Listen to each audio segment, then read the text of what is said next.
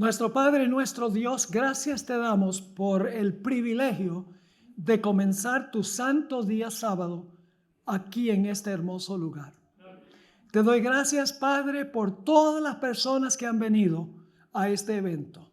Ha sido un placer conocer a muchos que no conocía antes y reanudar amistades de personas que hace años no había visto.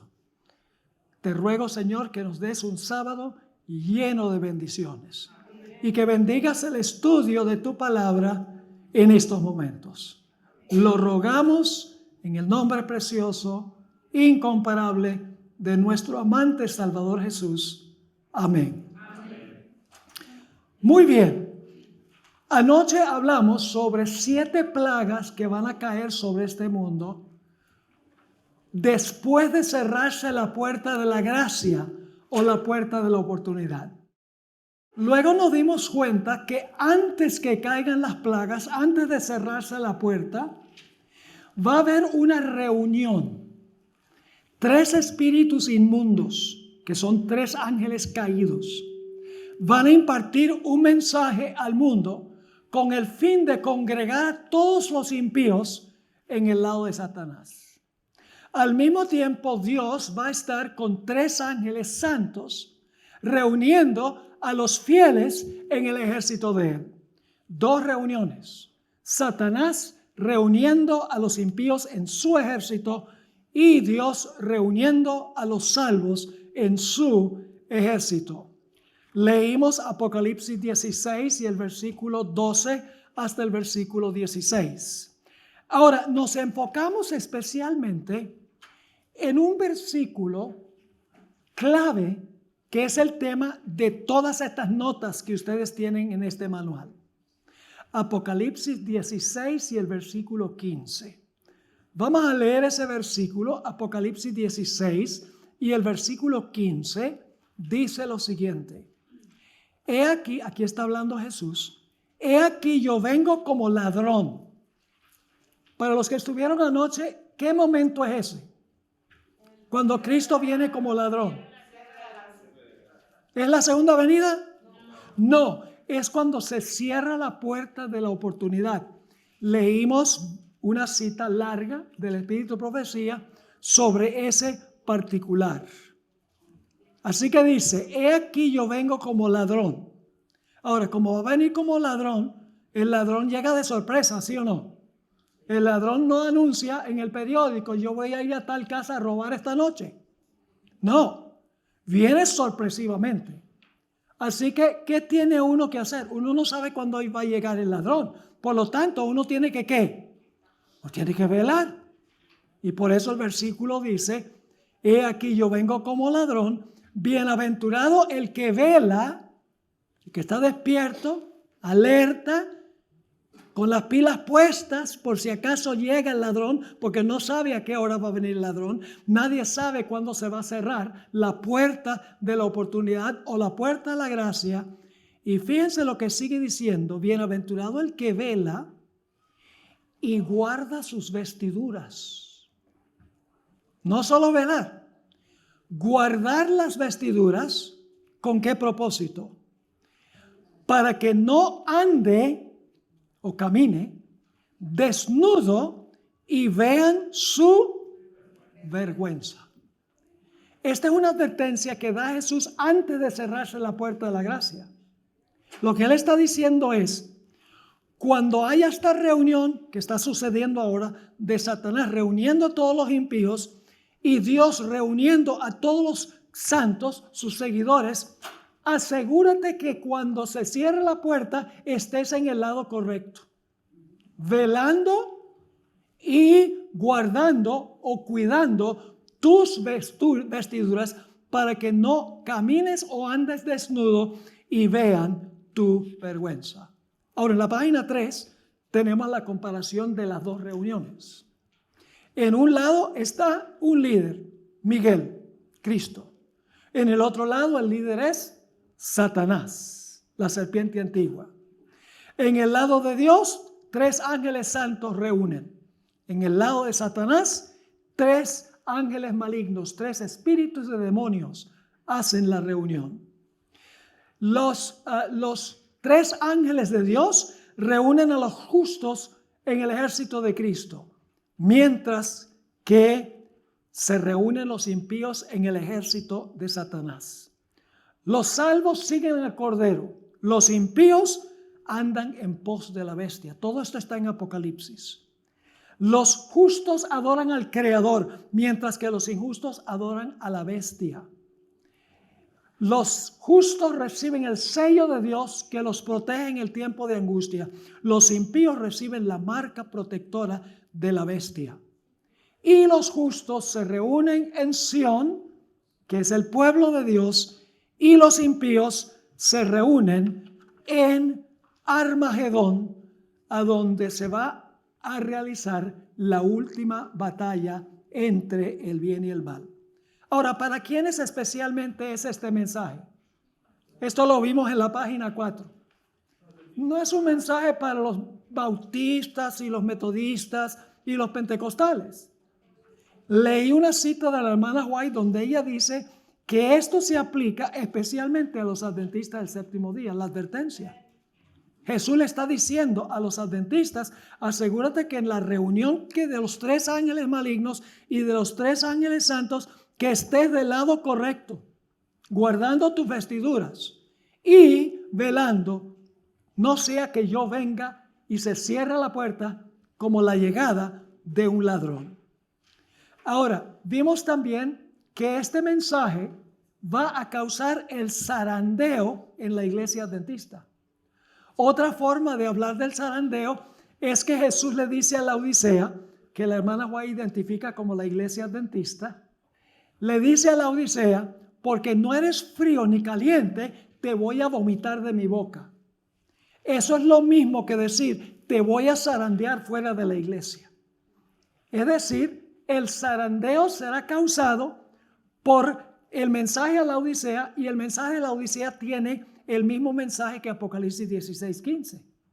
Porque dice en Apocalipsis 3:18, por tanto, Jesús está hablando: yo te aconsejo que de mí compres oro afinado en fuego para que seas rico, y vestiduras blancas para vestirte, y que no se descubra la vergüenza de tu desnudez, y unge tus ojos con colirio para que veas. Yo pregunto, ¿el mensaje a la Odisea tiene los mismos elementos que Apocalipsis 16:15? Vístete para que no se descubra la vergüenza de tu desnudez. Eso demuestra que este mensaje es para la iglesia adventista del séptimo día. Y luego entonces empezamos a hablar sobre los elementos de Apocalipsis 16:15. Estamos ahora en la página 7. Estoy andando a vuelo de pájaro, porque no podemos repetir todo lo que estudiamos anoche. Nada más pueden tener el cuadro. Por eso tienen el manual, se lo llevan a la casa, no lo archiven. No lo pongan por ahí en un estante y déjenlo ahí. Cuando lleguen a la casa, ábranlo y estudienlo. Busquen las citas del Espíritu Profecía. Busquen los textos de la Biblia. Vamos a ver los componentes de este pasaje.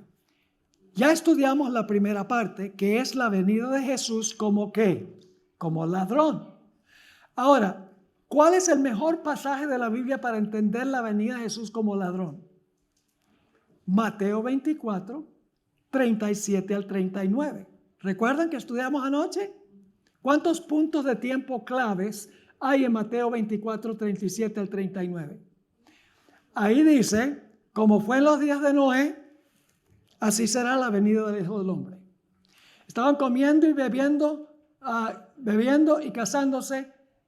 Y luego dice: hasta que Noé, ¿qué? Entró en el arca. Y los perdidos no conocieron hasta que vino el diluvio.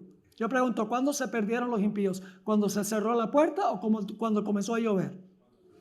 Cuando se cerró la puerta. Pero las puertas de la gracia se cerró antes de que viniera la destrucción. El cierre de la puerta de la gracia sucederá antes de la destrucción en la segunda venida. Y entre esos dos puntos está el tiempo de angustia, cual jamás se ha visto. ¿Ustedes creen que Noé y su familia tuvieron mucha angustia? Sí. Un día pasa, nada. 2, 3, 4, 5, 6, 7 días pasan. Están en ese barco lleno de animales y nada sucede. ¿Cómo creen que se comportaron los de afuera por cada día que pasaba? La hermana White dice que se volvieron violentos y altaneros contra los que estaban dentro del arca. Eso simboliza el tiempo de angustia final. Cuando el pueblo de Dios estará bajo un decreto de muerte, los impíos se van a volver violentos y los salvos, su fe será severamente probada.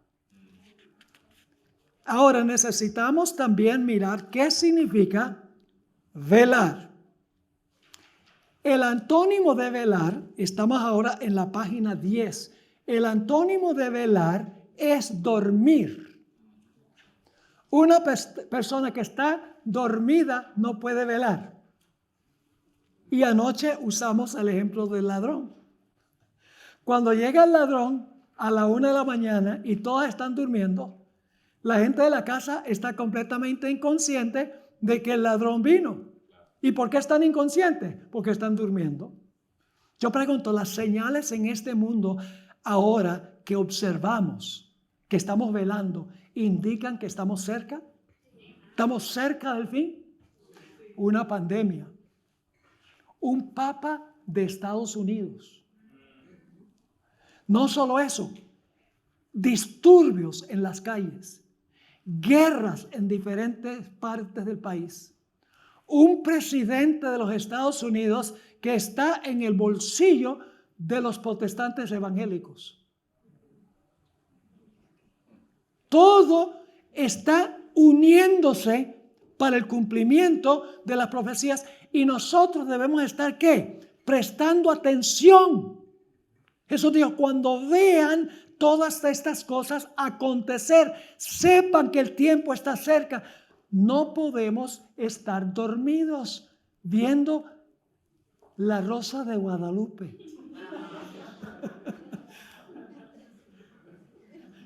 Pastor, ¿usted ve La Rosa de Guadalupe? No, pero sí conozco que es una novela. Y algunas personas son adictas a esa novela. ¿Por qué no abrir la palabra de Dios y comparar con lo que está sucediendo allá afuera? Velar, estar despiertos, no ser como los discípulos en el huerto de Getsemaní. Aquí Jesús está agonizando, está orando a su Padre. Padre, si puede pasar esta copa de tu ira de mí, porque estaba llevando la carga de pecados. Y los discípulos, en vez de, ¿por qué está agonizando así? ¿De qué está hablando de la copa? Y tratando de averiguar qué es lo que está sucediendo, están durmiendo. Y Jesús los despierta. Y dijo, ¿no pudieron ustedes velar conmigo por un rato que se duermen? Y 3 veces los halló dormidos. No fueron capaces de leer las señales de los tiempos. Cuando se cierra la puerta, en la parábola de las 3 vírgenes, ¿la cierre de la puerta es la segunda venida? No. El cierre de la puerta en la parábola de las 10 vírgenes es el cierre de la puerta de la gracia. Anoche leímos, creo, Amós 8 y el versículo 11 y 12. Ese texto dice, y está hablando de este tiempo, he aquí vienen días, dice Jehová el Señor, en los cuales enviaré hambre a la tierra, no hambre de pan, ni sed de agua, sino de oír la palabra de Jehová. E irán errantes de mar a mar, desde el norte hasta el oriente. Andarán buscando palabra de Jehová y no la hallarán. ¿Y saben por qué no la van a hallar? No la van a hallar porque la puerta de la gracia se cerró y se ha retirado el Espíritu Santo. Porque no velaron. Ahora necesitamos hablar también en cuanto a lo que significa la palabra guardar las vestiduras. Estamos en la página 11 al pie de la página. ¿Qué significa guardar las vestiduras?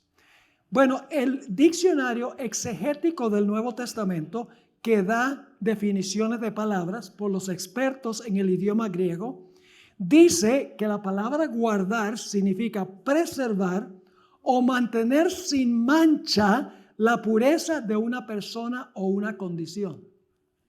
Escuchen bien.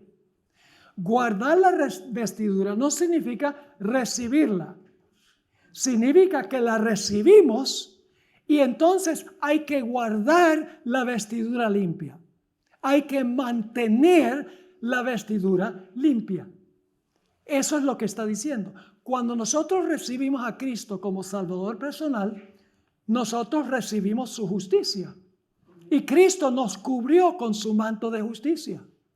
No merecido, por gracia, sencillamente.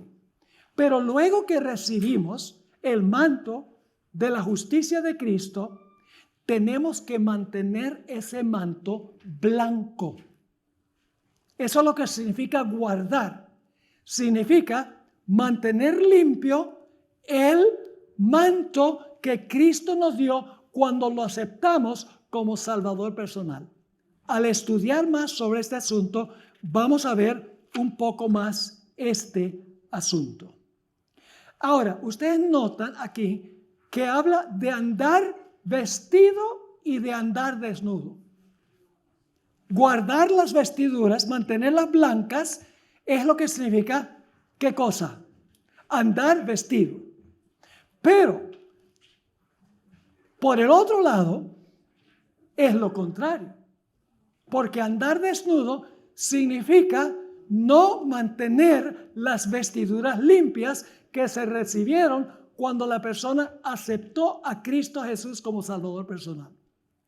¿Cuántos están entendiendo lo que estamos diciendo? Hay 3 personas que entendieron.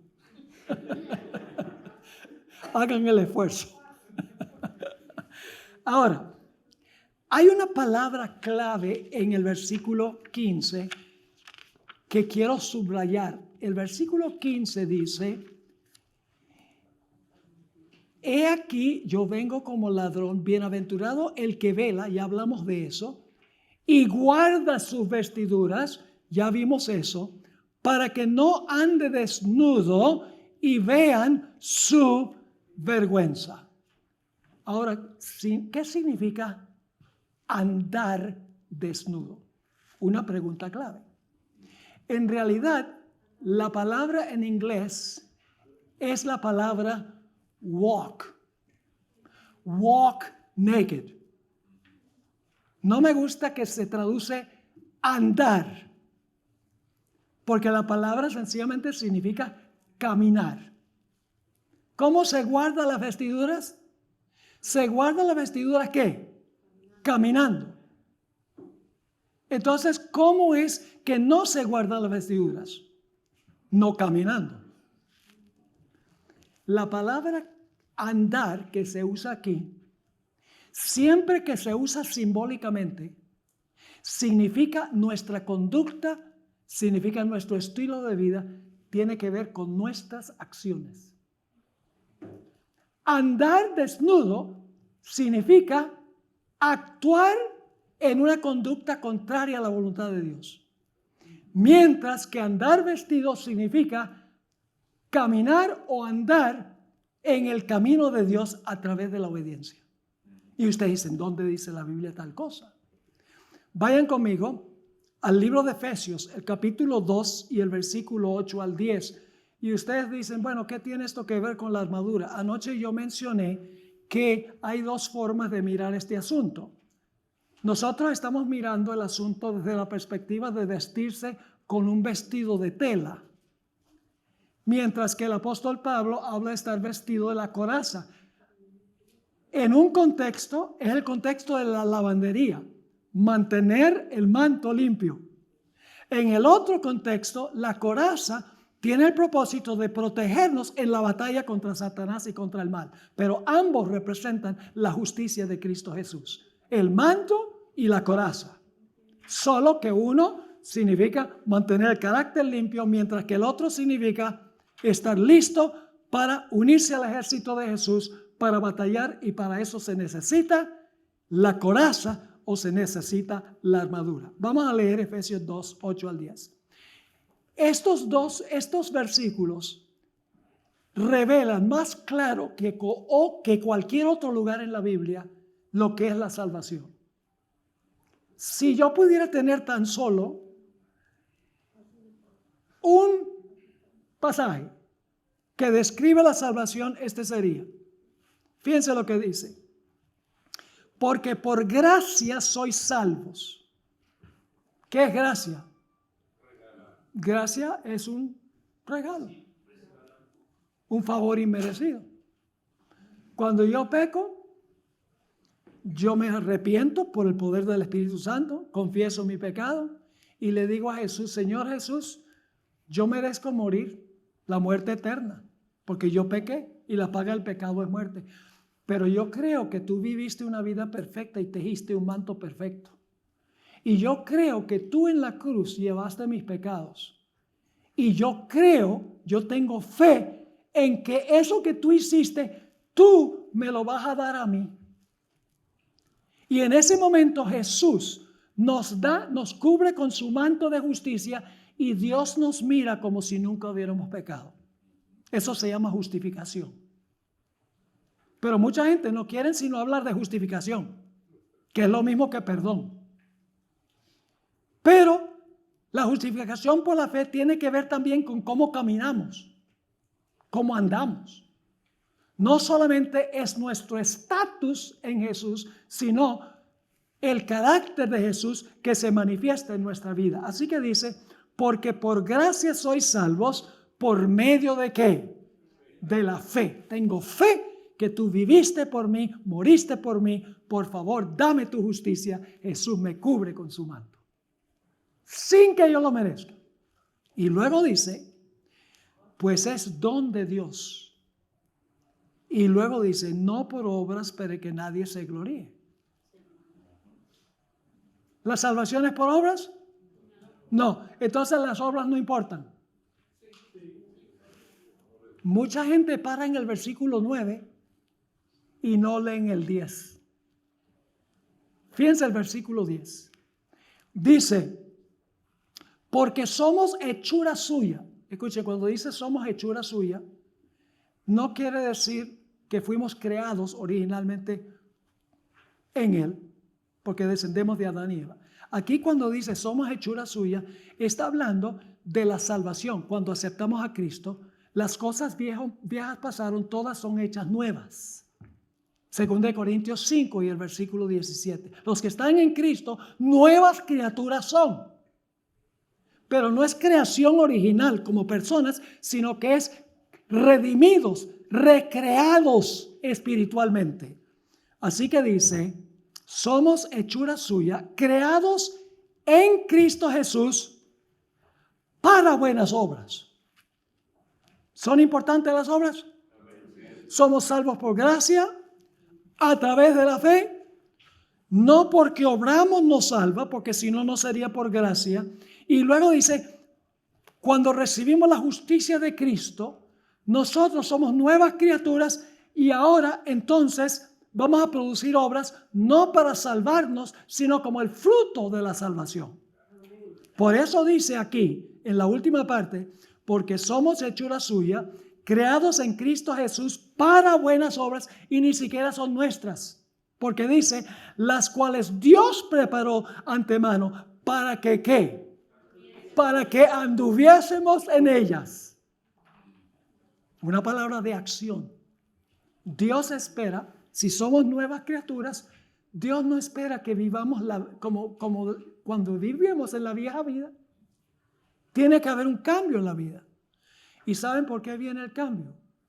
El cambio viene porque yo veo, y por eso la hermana White dice que debemos meditar 1 hora cada día sobre la vida de Cristo, especialmente las escenas finales. Su juicio, cuando lo latigaron, cuando clamó en el Getsemaní, cuando dijo en la cruz, Dios mío, ¿por qué me has desamparado?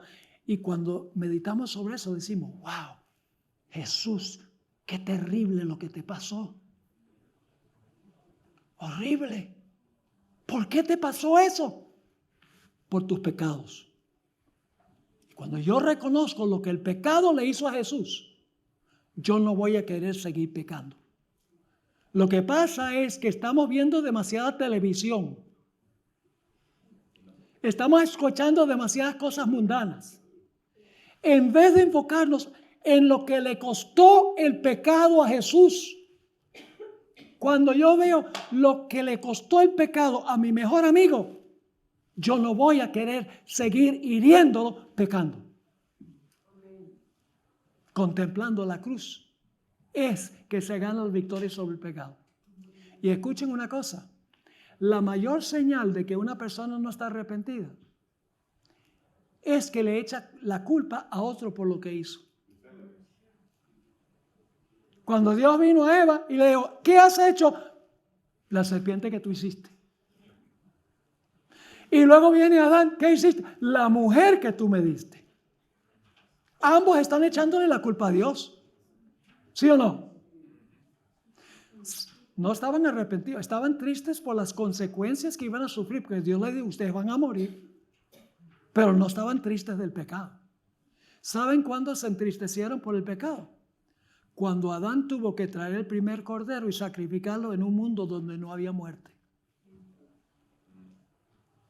Imagínense, hoy en día estamos acostumbrados a la matanza de animales. Nos encanta comérnoslos. No a todos, ¿no? Pero como que no respetamos la vida de los animales que Dios creó. Porque se ha vuelto común. Pero imagínense un mundo donde no había muerte. Y el corderito que Adán cargaba en sus brazos.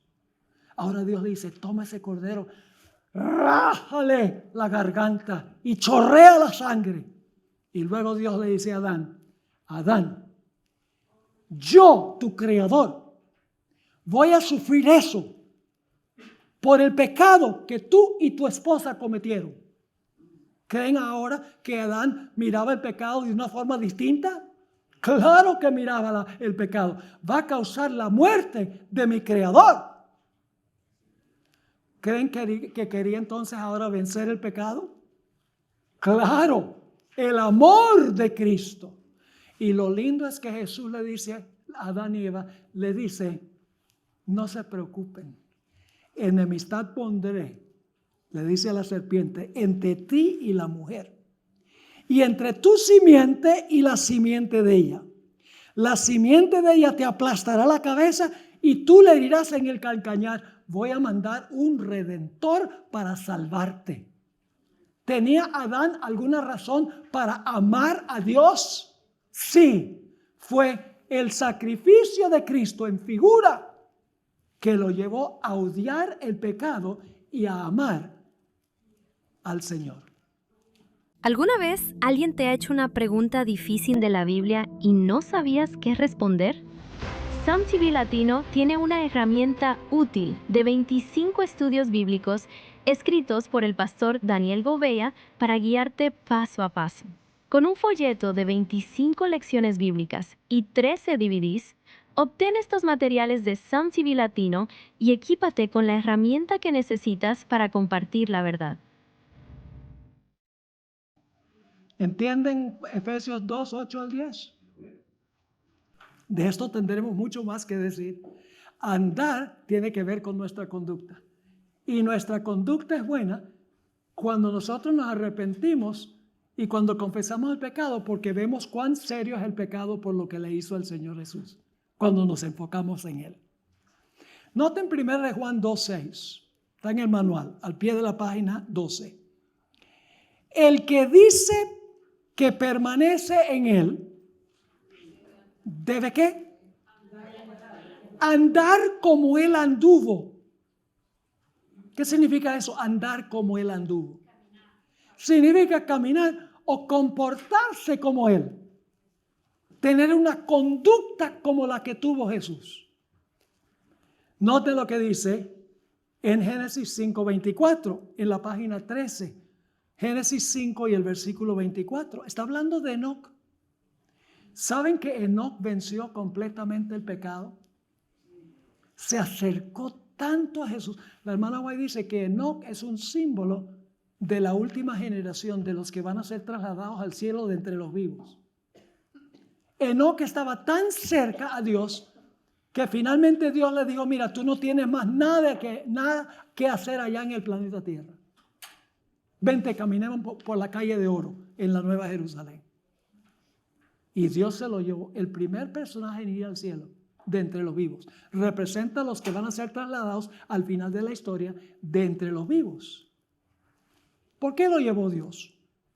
Génesis 5:24. Caminó. ¿Qué hizo Enoc? Caminó. Pues Enoc con Dios. Y desapareció. ¿Por qué desapareció? Porque le llevó Dios. ¿Y por qué le llevó Dios? Porque caminó con Dios. Ahora, el libro de Hebreos también menciona a Enoc. Pero en vez de decir que caminó con Dios, usa otra palabra. Vamos a Hebreos 11:5. Por la fe Enoc fue traspuesto para no ver muerte. Y no fue hallado. Porque lo traspuso Dios. Y ahora escuchen esto. Y antes. ¿Cuándo? Antes que fuese traspuesto, tuvo testimonio de haber agradado a Dios. ¿Qué significa caminar con Dios? Significa agradar a Dios. ¿Pero qué significa agradar a Dios? Pues yo creo que Jesús tiene la respuesta. Noten lo que dice el Evangelio según San Juan 8:29. Aquí está hablando Jesús. Porque el que me envió conmigo está. No me ha dejado solo el Padre. ¿Por qué no lo dejó solo el Padre? Porque yo hago, palabra de acción, ¿sí o no? Yo hago, ¿qué cosa? Siempre lo que le agrada. ¿Estamos haciendo nosotros lo que a Dios le agrada? Por lo que escogemos ver, por lo que escogemos oír, por los lugares que frecuentamos, ¿estamos nosotros agradando a Dios? Es una pregunta que debemos contestar cada minuto de cada día. Ahora, ¿qué significa andar desnudo? Caminar desnudo. Vamos a leer dos textos que significa andar desnudo. Caminar con Dios, caminar vestido, significa vivir una conducta en armonía con la voluntad de Dios. ¿Qué debe significar entonces andar desnudo? Vamos a leer un par de versículos, Efesios 2 y el versículo 1 al 3. Efesios 2, 1 al 3. Está hablando Pablo aquí a los gentiles que tenían vidas terribles, practicaban pecados horrendos. Y dice, y Él os dio a los gentiles vida a vosotros. Y se convirtieron, les dio vida. Cuando estabais, ¿qué? Muertos en vuestros delitos y pecados. ¿Cómo andaban ellos? En delitos y pecados. En los cuales, ¿qué? ¿Cuál es la palabra? Anduvisteis. La misma palabra. Caminar. ¿Cómo caminaban ellos? Caminaban en delitos y en ¿qué? Y en pecado. Eso es andar desnudo. Sigue diciendo, según la corriente de este mundo, vivían conforme a este mundo. Conforme al príncipe de la potestad del aire, de Satanás, el espíritu que ahora opera en los hijos de desobediencia.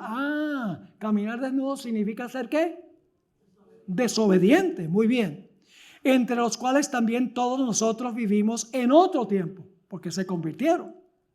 En los deseos de nuestra carne, eso es andar desnudo. Haciendo la voluntad de la carne y de los pensamientos, y éramos por naturaleza hijos de ira como los demás. Yo pregunto, ¿este pasaje está hablando de conducta? Está hablando de conducta. Estaban andando en pecado.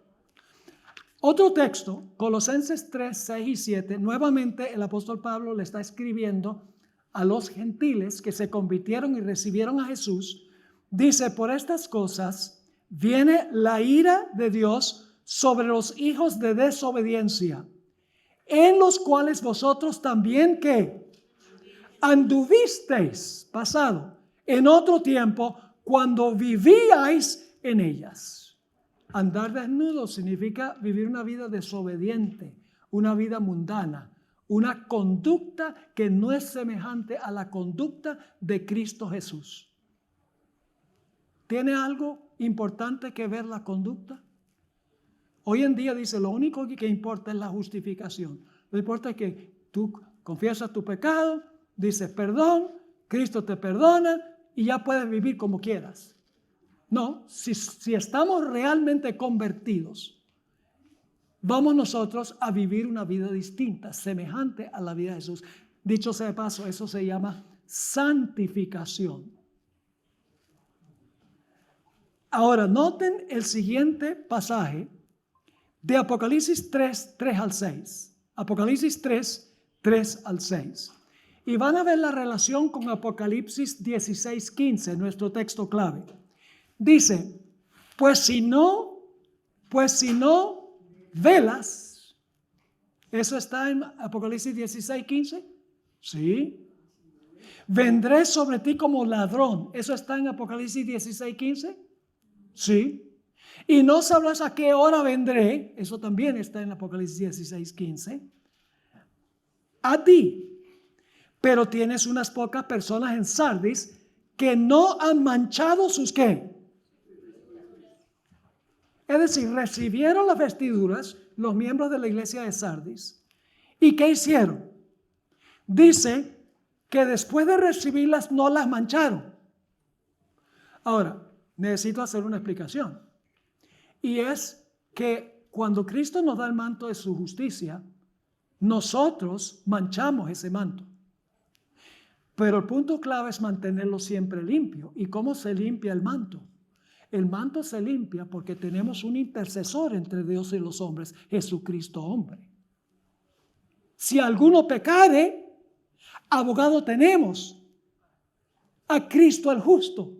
Es decir, no significa que cuando yo recibo el manto nunca peco más y así mantengo mis vestiduras blancas. No, significa que cuando yo peco, puede ser que manche la vestidura, pero vengo a Jesús el intercesor arrepentido, confesando el pecado con fe en Él y Él lo limpia. ¿Me están entendiendo esto? Ahora, fíjense, sigue diciendo aquí. No solamente dice que tienen unas pocas personas en Sardis que no han manchado sus vestiduras. Obviamente son vestiduras espirituales porque todavía no han llegado al cielo. Pero ¿qué va a suceder? Porque mantuvieron limpias sus vestiduras. Dice, y andarán conmigo en vestiduras blancas porque son dignos. Si mantienen sus vestiduras blancas, que es el carácter, si mantienen su carácter limpio, sus vestiduras limpias, van a andar con Jesús en el reino en blanco. Cristo les va a dar un manto blanco, ya no representando solo la justicia, sino un manto literal, blanco, que el pueblo de Dios usará por los siglos de la eternidad. Qué gloriosa promesa y qué importante mantener los mantos blancos a través del arrepentimiento, la confesión y la fe y confianza en Cristo Jesús. Si llegáramos a pecar, y todos después del bautismo, después de recibir a Cristo, hemos pecado.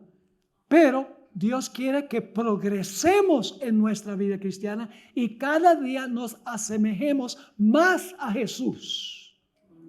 Hasta que finalmente la última generación, cuando se cierra la puerta, tendrán mantos blancos y no los volverán a manchar porque no habrá intercesor. ¿Me están entendiendo esto o no? Déjenme explicarles un poco más. No, esto no está en el manual. La hermana White dice que durante el tiempo de angustia, se cierra la puerta de la gracia, viene el tiempo de angustia. Ella dice que durante el tiempo de angustia, los justos tendrán que vivir sin intercesor. En algunos lugares dice sin mediador. ¿Saben por qué? Porque cuando la puerta de la gracia se cierra, Cristo se cambió sus vestiduras sumos sacerdotales a sus vestiduras como rey. Lo cual significa que si ya no tiene puestos sus mantos sumos sacerdotales, ya no intercede. La hermana White dice que cuando se cierra la puerta de la gracia, ha colocado sobre todos los pecados sobre la cabeza del macho cabrío Azazel. Y el santuario está purificado completamente. Por su sangre saca los pecados del santuario y los coloca sobre la cabeza del macho cabrío Azazel. Luego ella dice que regresa al lugar santísimo, y todo esto está en Levítico 16. Regresa al lugar santísimo, se quita sus vestiduras sumos sacerdotales, porque Aarón, cuando hacía la ceremonia del macho cabrío, Aarón no se había quitado sus vestiduras sumos sacerdotales. Es parte de la obra del sumo sacerdote. Pero después de haber colocado los pecados sobre la cabeza de Azazel, la sierva de Dios dice, y Levítico 16 lo confirma, que Jesús regresa al lugar santísimo, se quita sus vestiduras sumos sacerdotales, termina la mediación de Cristo y empieza el tiempo de angustia. Para este tiempo el santuario está completamente purificado. Yo pregunto, ¿qué sucedería si alguno de los justos durante el tiempo de angustia peca? No hay qué, no hay mediador, porque Jesús se ha quitado sus vestiduras como sumo sacerdote.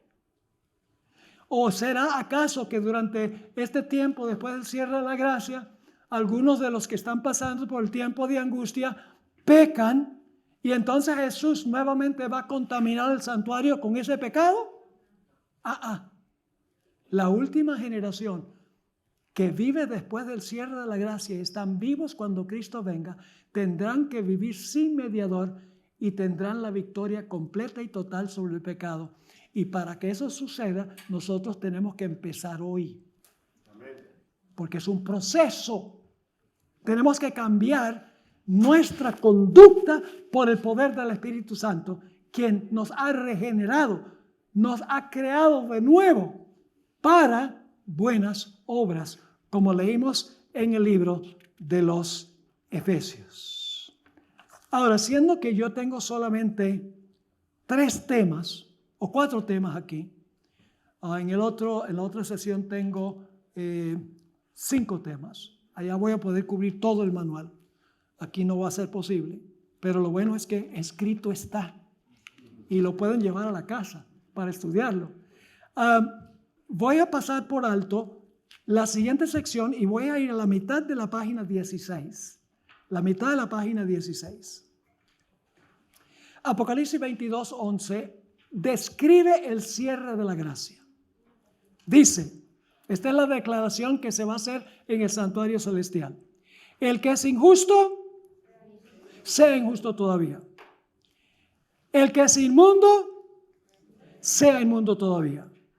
El que es justo, practique la justicia todavía. Y el que es santo, santifíquese todavía.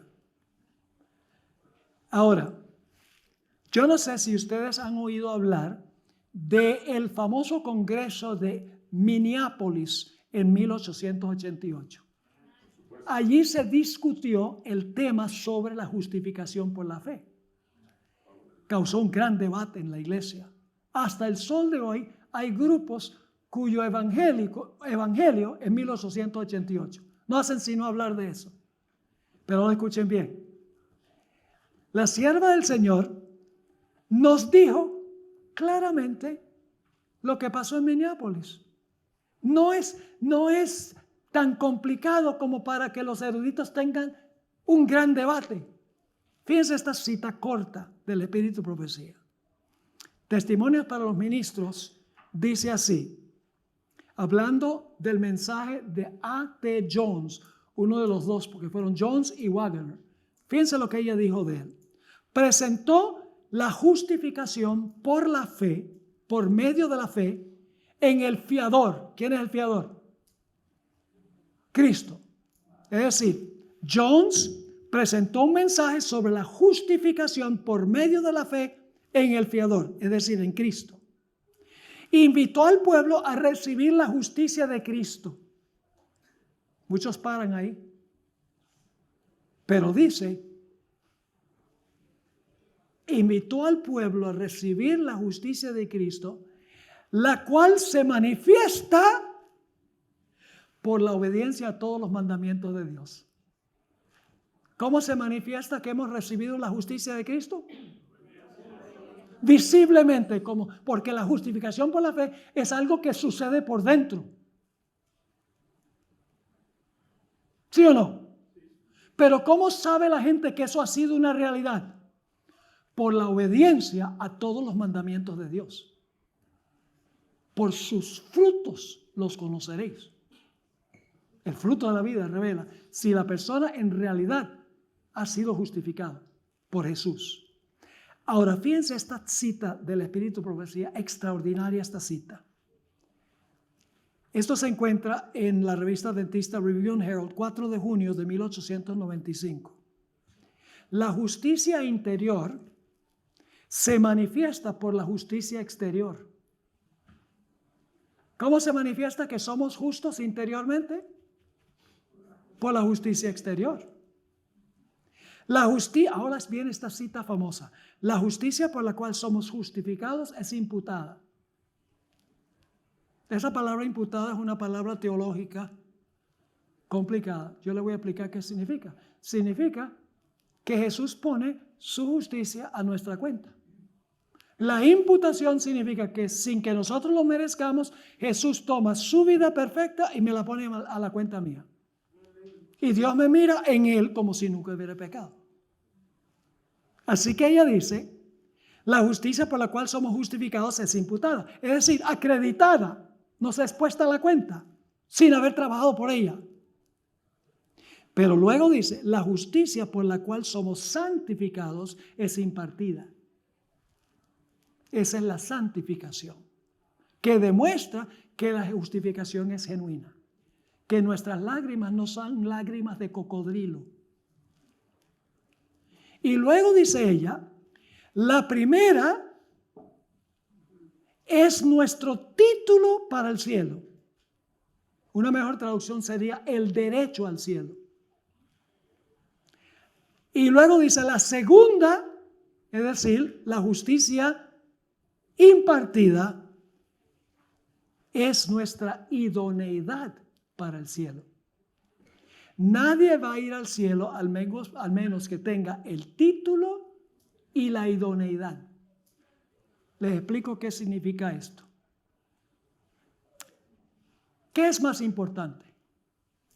¿Tener una licencia de manejar o saber manejar?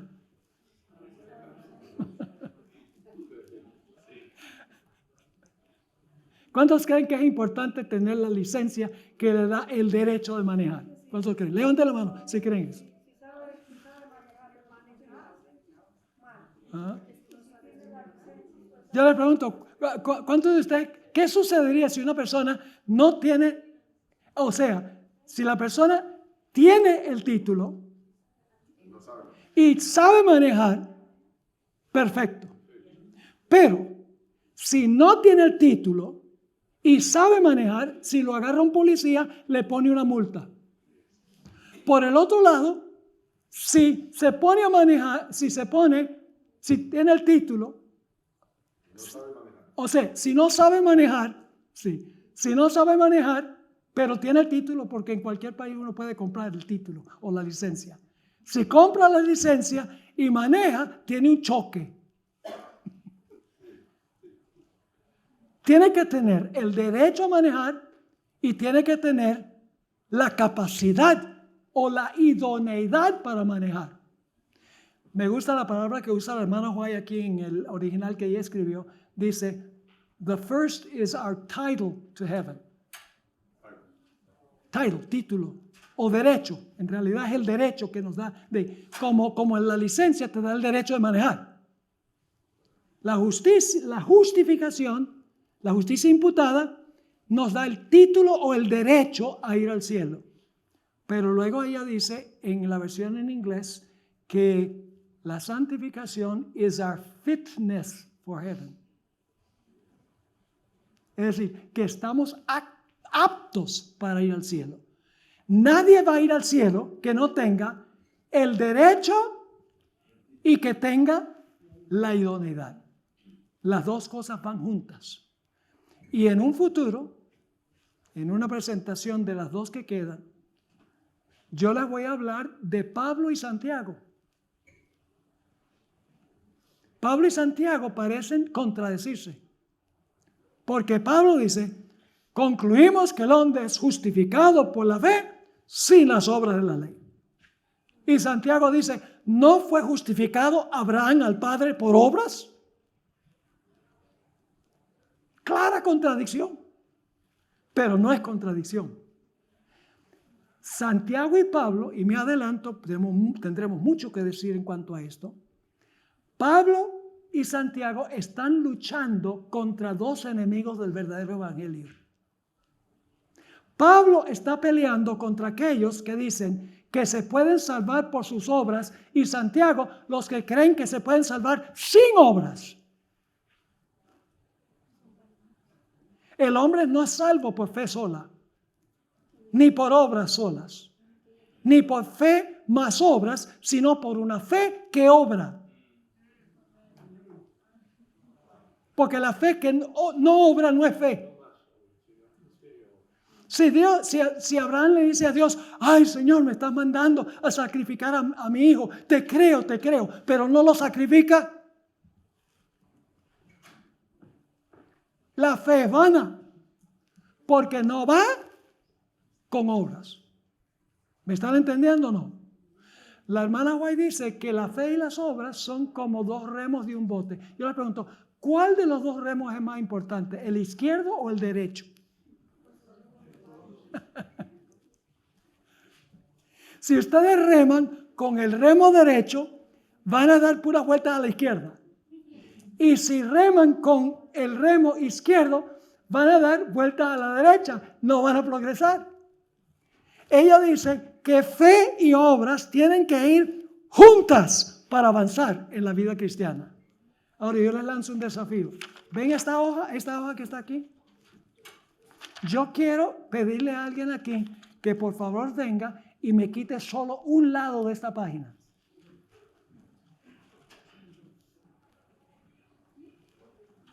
¿Alguien acepta el desafío?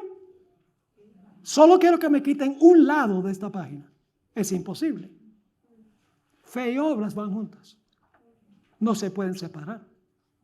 Yo pregunto, cuando ustedes arrancan el carro por la mañana y lo ponen en la D-Drive y empujan el acelerador, ¿cuáles ruedas se mueven primero? ¿Las de adelante o las de atrás?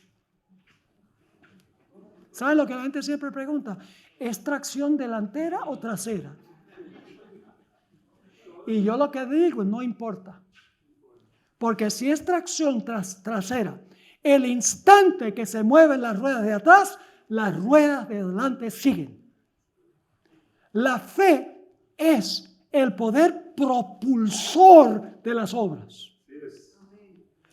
Causan las obras.